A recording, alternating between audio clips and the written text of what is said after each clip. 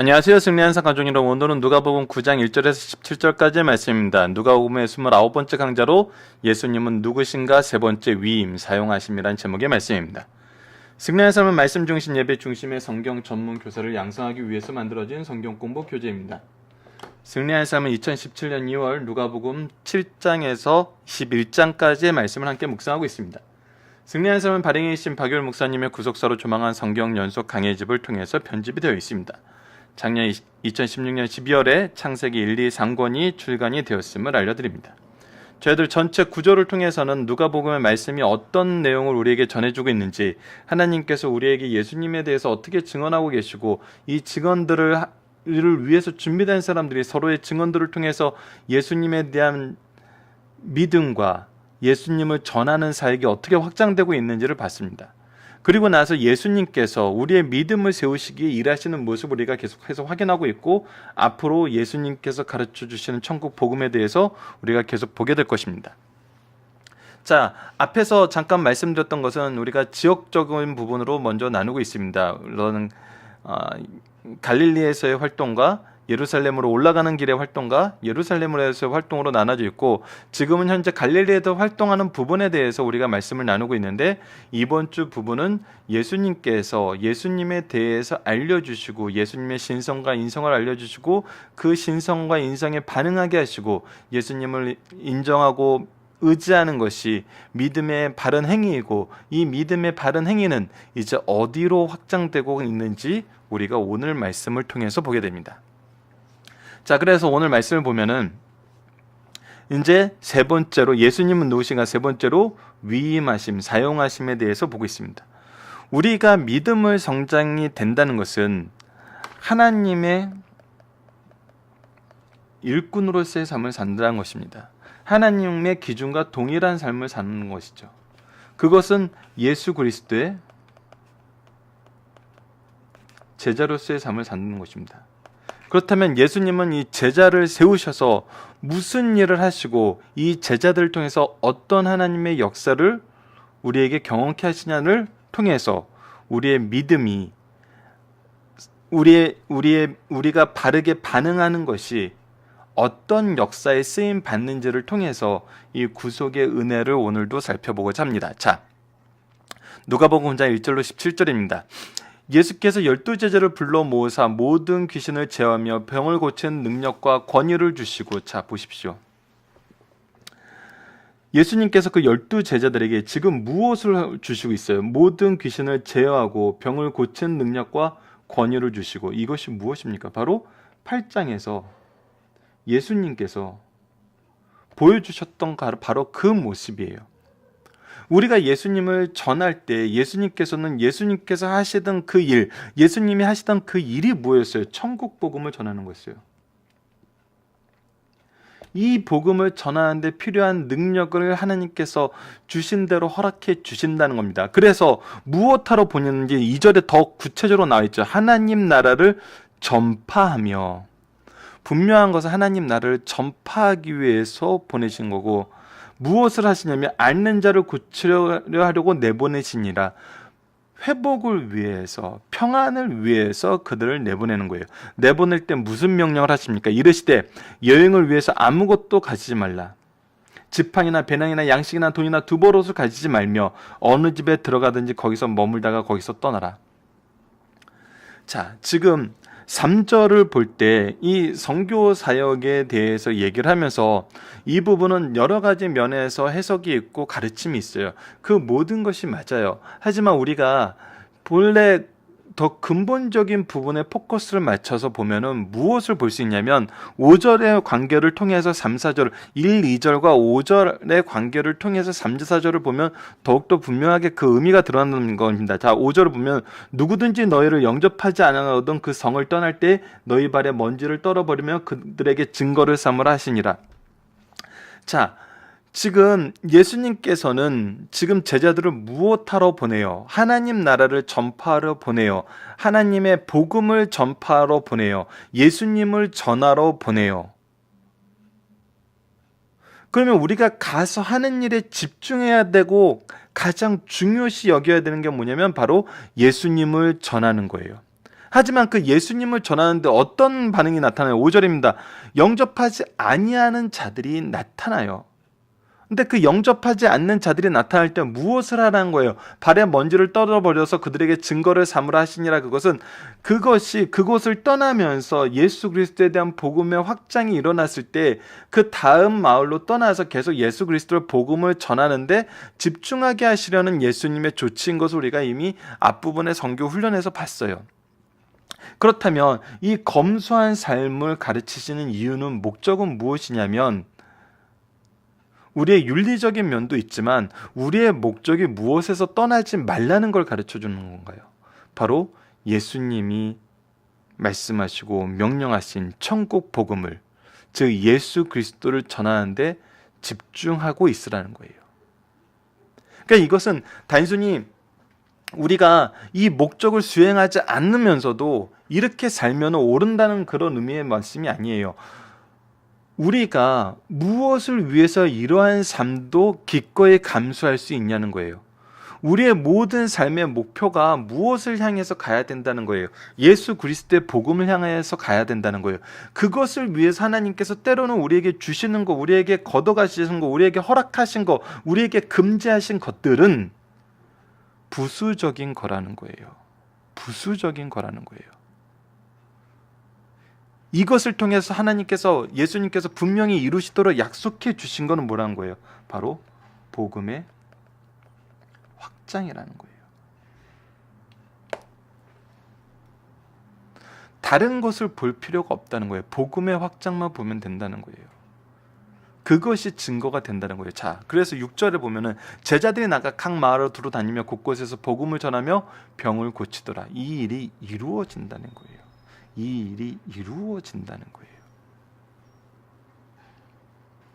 이 일이 누구를 통해서 이루어졌어요? 예수님께서 주신 능력과 권위를 통해서 이루어졌어요.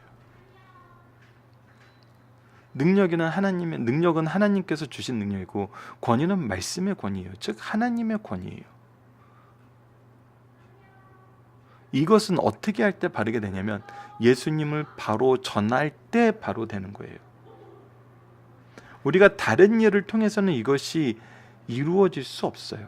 그리고 다른 일을 통해서는 예수 그리스도의 복음의 확장이 이루어질 수가 없어요.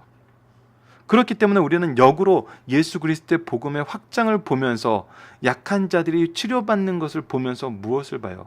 하나님의 일하심과 하나님의 능력과 하나님의 권위가 나를 통해서 확장됨을 봐요. 그래서 우리가 이 모든 과정에 쓰임 받으면서 동시에 어떤 사람이 되는 거예요? 겸손과 감사가 넘치는 사람이 되는 거라는 거예요. 자, 하지만 여전히 이 복음에 대해서는 다양한 반응이 나타납니다.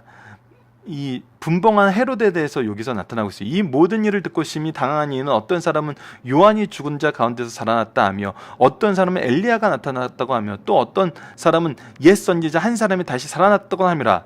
헤롯이 이르되 요한은 내가 목을 베었거늘 이제 이런 일이 들리니 이 사람은 누군가 하며 그를 보고자 하더라. 자, 지금 대표적인 복음에 대한 잘못된 반응에 대해서 보여주고 있습니다. 분봉한 헤롯은 말씀을 아는 사람이에요.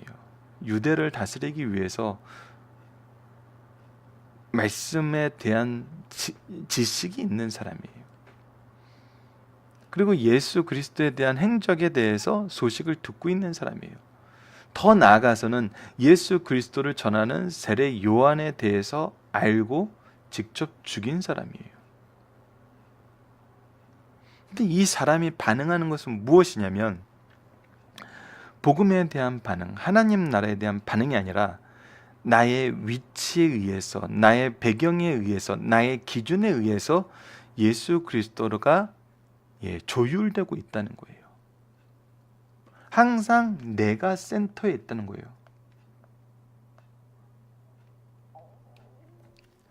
이런 상황에서 벗어나지 못한 사람이 바로 분봉한 헤롯이었습니다. 하지만 반대되는 사람들은 어떤 사람들이죠?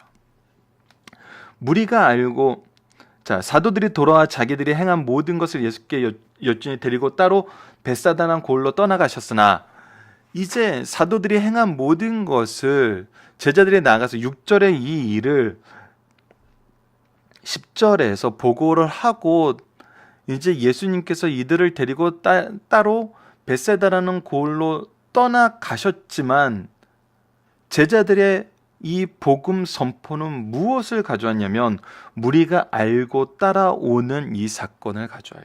즉 제자들만 따르는 것이 아니라 어떤 결과를 가져와요? 그 제자들을 통해서 복음을 선포받은 사람들이 예수를 따르는 이 사건으로 연결이 돼요. 예수께서 그들을 영접하다 한 나라의 일을 이야기하시며 병 고칠 자들을 고치시더라.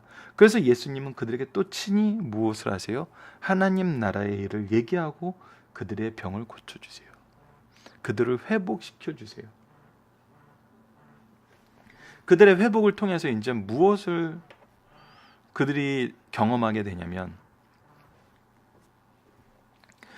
12절부터 보면은 이 내용이 참 놀랍습니다. 우리가 이미 잘 알고 있는 오병이어의 기적에 대한 내용인데 날이 저물어 가며 12사도가 나와 여짜오되 무리를 보내어 두루 마을과 촌으로 가서 유하여 먹을 것을 얻게 하소서. 우리가 있는 여기는 빈들이니이다. 예수께서 이르시되 너희가 먹을 것을 주라 하시니 여짜오되 우리가 떡 5개와 물고기 2마리밖에 없으니 이 모든 사람을 위해서 먹을 것을 사지 아니하고서는 할 수 없사옵니다 하니. 자, 예수님께서는 이 일을 통해서 이제 무엇을 보여주시는지 한번 봅시다. 이는 남자가 한 5,000명쯤 되밀어라. 제자들에게 이르시되 때를 지어 한 50명씩 앉히라 하시니 제자들이 이렇게 하여 다 앉힌 후에 예수께서 떡 5개와 물고기 2마리를 가지사 하늘을 우러러 축사하시고 떼어 제자들에게 주어 무리에게 나누어 주게 하시니 먹고 다 배불리 먹었더라. 그 남은 조각이 12바구니더라. 자, 지금 위의 말씀과 아랫 말씀에서 동일하게 드러나는 부분은 뭐냐면 바로 예수님께서 제자들을 어떻게 사용하셨냐예요. 어떻게 사용하셨냐예요.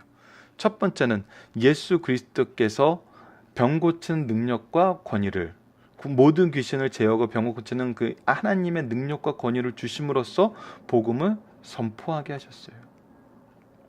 선포하게 하자 어떻게 됐어요? 이들을 통해서 사람들이 예수님께 나왔어요. 두 번째는 뭐하게 하세요? 먹이게 하신다는 거예요. 양육하게 하신다는 거예요.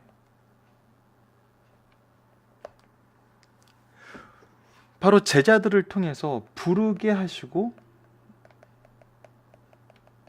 양육하게 하신 이 두 가지가 예수님께서 우리에게 위임하시고 우리를 사용하시는 방법이라는 거예요.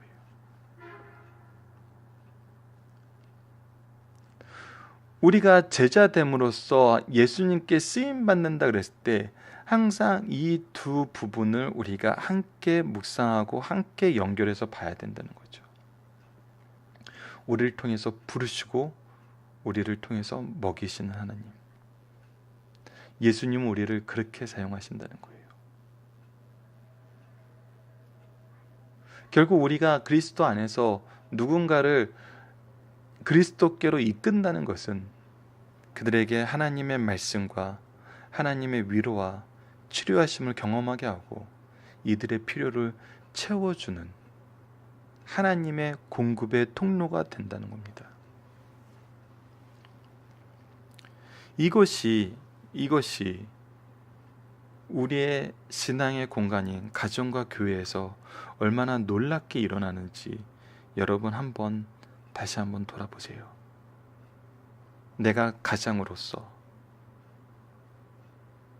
단순히 이런 세상의 가장이 아니라 영적 세상의 영적 가장으로서 나를 통해서 우리 가족을 예수 그리스도의 복음으로 어떻게 먹이시는지, 그리고 이들을 어떻게 부르시고 어떻게 양육하게 하시는지, 이것을 우리가 볼 수 있어야 됩니다. 나의 교회에 나의 제자들을 향하여 하나님께서 나의 제자들을 나를 통해서 어떻게 부르시고 어떻게 먹이시는지, 때로는 우리가 이것이 우리의 일이 아닌 것처럼 생각하는 경우가 있어요. 하지만 예수님은 우리를 어떻게 사용하는지 통해서 우리가 우리 제자들에게, 우리 자녀들에게 무엇을 해야 되는지를 분명히 보게 됩니다. 자, 본문 묵상하기를 보도록 하겠습니다. 예수님은 제자들에게 무엇을 주셨으며 그 이유는 무엇입니까? 능력과 권위를 주셨고 이것은 하나님 나라의 전파를 위한 것이었습니다. 죄송합니다. 능력과 권위를 주시고 하나님 나라의 전파를 위한 것과 이들을 고치려 하는 것이었습니다. 자, 예수님은 제자들을 파송하시면서 주의하신 것은 무엇입니까? 이것은 무엇을 얘기하냐면 이 복음 전파에 집중하라. 그리고 이 복음의 반응에 흔들리지 말라. 예수님의 소식이 헤롯에게는 어떤 의미였나요? 이것은 이게 당황스러운 거였어요. 왜? 그의 기준에서 그의 기준이 흔들리는 상황이 생기는 거거든요. 하지만 이는 복음에는 관심이 없었어요. 자신의 기준만, 자기 기준만이 그에게 중요했던 것이었습니다. 하지만 제자들을 통한 선교 사역의 결과는 무엇입니까? 예수께로 나오게 만듭니다. 그리고 뭐하게 만들어요? 채우게 만들어요. 양육하게 만드신다는 겁니다. 우리가 정말 그리스도의 제자 되어서 그리스도의 복음을 가지고 나간다 그랬을 때 우리에게 왜 하나님께서 능력과 권위를 주셨고 왜 우리에게 영혼을 맡기셨는지 우리가 그것을 볼 수 있어야 됩니다. 부르게 하시고 채우게 하시는데 예수 그리스도께서 우리를 통로로 쓰신다는 것을 기억하고 우리가 이 일을 거부하거나 게을리해서는 안 됩니다. 항상 부르고 채우는 일에 우리 함께 수고하여 결실을 맺는 승리한 삶 가족 여러분들 되었으면 합니다. 자, 중심 사상을 보도록 하겠습니다. 누가복음 8장에 나타난 세 가지 이적은 실로 대단한 것이었다. 정신적으로 난치병 환자인 귀신 들린 자를 고치시고 당시 의학적으로 치료가 불가능한 혈루증 환자를 고치시고 죽은 아이를 능력으로 살려주셨다. 이는 인간으로서는 상상도 할 수 없는 일을 행하신 것이다. 이 세 이적은 제자들의 신앙을 강화시켜 주었고 예수께서 메시아이심을 증언할 수 있는 능력을 확고히 해주셨어요. 이때는 예수께서 갈릴리 사역을 마치시고 예루살렘을 향해 올라가 십자가를 통하여 구속 사역을 성취하기 바로 직전의 일이에요. 이러한 때 제자들을 복음 전도 사역에 직접 투입하여 훈련시키는 것은 주님께서 승천하신 후 주의 사역을 계승케 하시기 위한 거예요. 사실 제자들을 택하신 기본적인 이유도 이를 위한 것입니다. 복음의 확장, 천국의 확장을 위한 거예요. 이러한 배경 속에서 본문은 예수께서 제자들에게 전도하러 보내시면서 하신 주의 상황과 제자들의 전도가 성공적이었고 그 소문에 대한 헤롯 안디바의 반응을 오늘 소개하고 있습니다.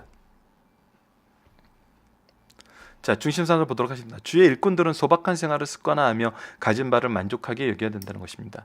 주의 일꾼들은 검소하게 살아야 됩니다. 그렇지 않으면 세속주의와 쾌락에 빠지게 됩니다. 만약 그렇게 되면 가르치는 말과 보여주는 삶이 다르므로 종교의 무용론이 대두되게 만들어요. 당시 헬라 철학의 교사들과 유대교 선지자들은 삶을 위하여 지식을 가르쳤기 때문에 그들과 다른 사람이 되라는 주의 말씀이에요. 복음에 대한 반응은 언제나 긍정과 부정이 있다는 것입니다. 어느 시대나 복음 전도자는 복음을 거절하는 사람들 때문에 너무 마음이 상하거나 기죽지 말라는 것이에요. 복음을 거절당해도 깨끗이 잊어버리고 다른 사람, 다른 성, 마을로 가서 새롭게 전하라는 것입니다. 그들이 복음을 거절한 결과로 심판 때 받을 형벌은 소돔과 고모라보다 더 클 것이라는 거예요. 그러므로 복음을 듣지 못한 사람도 불행하지만 거절하는 사람의 죄악의 중앙과 형벌의 혹독함을 가르쳐 주시는 말씀입니다. 세 번째입니다. 오병이어의 기적은 예수께서 창조주이심을 구체적으로 보여주신 사건이란 거예요. 보리떡 5개와 물고기 2마리로 5,000명을 먹이신 것은 창조주 때 무에서 유를 만드신 것을 입증하신 사건이에요. 우리를 죄에서 구원하시는 예수님은 창조주께서 인간의 몸을 입고 오신 분이심을 보여주신 말씀입니다. 네 번째, 오병이어의 기적은 우리의 영적인 것을 충족시킬 수 있는 능력이 그리스도에게 있다는 사실을 입증하신 사건이에요. 2000년 전 로마의 식민지하에서 무기력하여 빈곤에 허덕이는 무리와 같이 오늘도 악한 험악한 세상에 살면서 영적 빈사 상태에서 위험에서 벗어나지 못하고 또 벗어날 힘도 없는 이들이 많이 있어요.